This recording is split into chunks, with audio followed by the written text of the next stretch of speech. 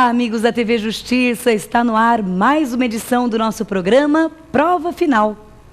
Eu sou Maria Patrícia Vanzolini, professora de Direito Penal, e esse programa é uma parceria da TV Justiça com a rede de ensino LFG. O nosso programa é dividido em 3 blocos.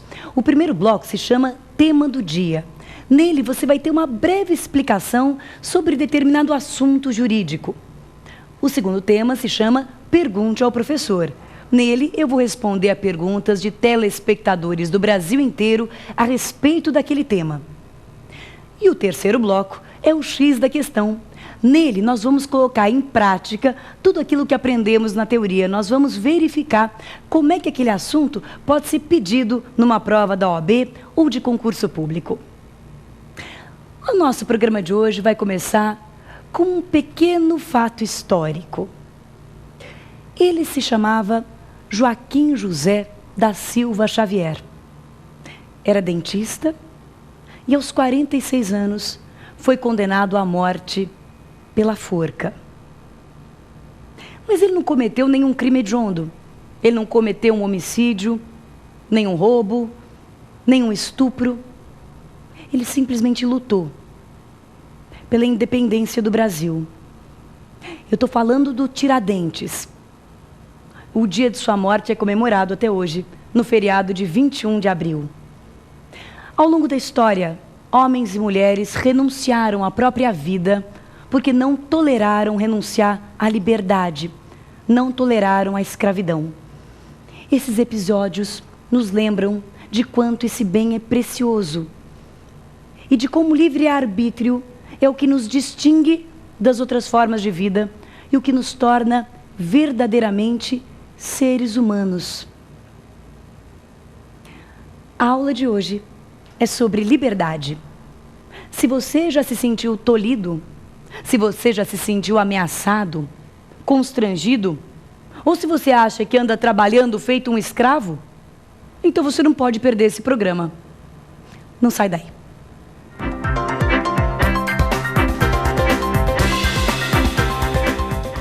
A liberdade é tão natural quanto o ar que a gente respira, a gente nem nota. Mas você já pensou como é que seria a vida sem liberdade? Você já pensou como é que seria a vida se você não pudesse sair dessa sala onde você está agora? Esse é o nosso tema do dia. Os crimes contra a liberdade. As condutas que privam o homem desse bem essencial. E para começar, a gente tem que lembrar que liberdade não é só liberdade ambulatória, a liberdade locomotiva, não é só a liberdade de ir e vir. É também a liberdade de fazer, de querer, de pensar, enfim, a liberdade de expressar a sua autodeterminação. Todos nós sabemos, e isso é bem conhecido, que a liberdade de um termina onde começa a liberdade do outro. Mas um espaço de liberdade, isso o ser humano tem que ter para poder ser verdadeiramente humano. Os crimes contra a liberdade, por isso, estão lá, dentro dos crimes contra a pessoa, no título 1 do Código Penal, junto dos crimes contra a vida, os crimes contra a integridade física, os crimes contra a honra. A liberdade é um bem tão precioso quanto todos esses outros. Dentro dos crimes contra a liberdade, o primeiro capítulo trata dos crimes contra a liberdade individual. E esses são 4. Ameaça, constrangimento ilegal, sequestro ou cárcere privado e redução à condição análoga à de escravo. Redução à condição análoga de escravo, um crime, aliás, infelizmente tão comum no nosso Brasil, de imensas áreas rurais, urbanas também, certo, mas nas áreas rurais é mais incidente essa triste modalidade de resquício da escravidão. Mas vamos começar pelo começo. O primeiro dos crimes contra a liberdade, portanto, é o constrangimento ilegal. E a primeira coisa que você tem que saber é que o constrangimento ilegal é um crime subsidiário, implicitamente subsidiário, quer dizer, não é uma subsidiariedade expressa, explícita, não está escrita na lei, não está escrito na lei que o constrangimento ilegal é subsidiário, mas é. O que significa isso? significa que constrangimento ilegal é elementar típica de muitos outros delitos. E quando o constrangimento for um meio de cometimento de outros delitos, então ele não é punido como crime autônomo, ele é elemento de outro crime. Quer um exemplo? Pois bem, o crime de estupro é constranger alguém, mediante violência ou grave ameaça, a conjunção carnal ou outro ato libidinoso. Quer dizer que o estupro é uma forma de constrangimento ilegal com uma finalidade determinada, que é o ato libidinoso. Quer ver outro exemplo? Constranger alguém mediante violência ou grave ameaça a fazer, tolerar que se faça alguma coisa com o intuito de obter indevida vantagem econômica. É o crime de extorsão. Então, se o constrangimento tiver como objetivo final auferir vantagem econômica indevida, o crime é de extorsão. Portanto, o constrangimento ilegal só é punido como crime autônomo quando ele não for parte de outro delito. E aí, como é que é o constrangimento ilegal? Quais são os elementos do tipo do constrangimento ilegal? Constranger é obrigar, compelir, forçar alguém a fazer o que essa pessoa não queria. Então, qual é a forma de cometimento do constrangimento ilegal? É constranger por meio de violência, grave ameaça ou, preste atenção que isso é muito importante, ou depois de, por qualquer outro meio, ter reduzido a vítima à impossibilidade de resistência, ter reduzido a capacidade de resistência da vítima. Nós já vimos isso antes, sabe aonde? No crime de roubo. Então, se você bem se lembra, você se lembra que essa modalidade de violência, esse reduzir a capacidade de resistência da vítima, chama-se violência imprópria.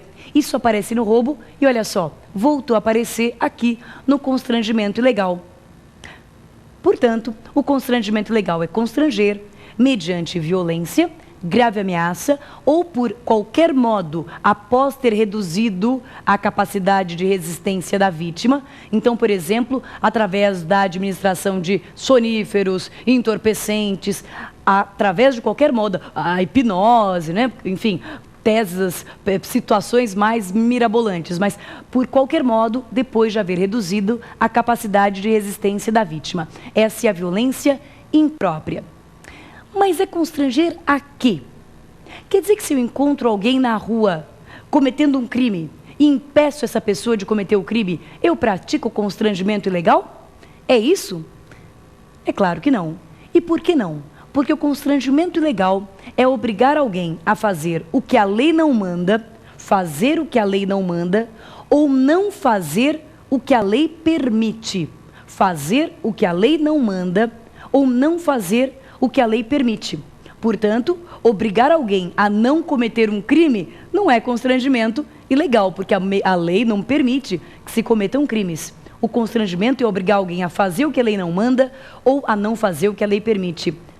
Eu vou te dar um exemplo que hoje está na moda. Todos sabem aí que os fumantes estão visados pela sociedade, são considerados persona non grata no interior da maioria dos lugares, da maioria das cidades do Brasil, não é mesmo? Existe um grande movimento contra o tabagismo. Imagina que alguém está fumando ali num lugar aberto, num lugar, enfim, que não tem nenhuma vedação, não tem nenhuma proibição legal, mas o cigarro te incomoda. E aí você chega ali e obriga a pessoa a apagar o cigarro.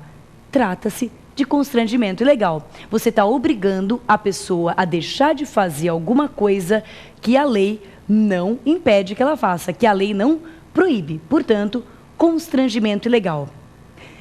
Então, o que nós já aprendemos a respeito do constrangimento ilegal? Que ele é um crime subsidiário, que, portanto, ele só pode ser punido quando não tiver uma intenção específica que o torne elementar de outro crime, e que ele é cometido através de 3 formas: violência, grave ameaça, ou de outro modo haver reduzido a capacidade de resistência da vítima, e também que ele tem como objeto, ele tem por objeto obrigar a pessoa a fazer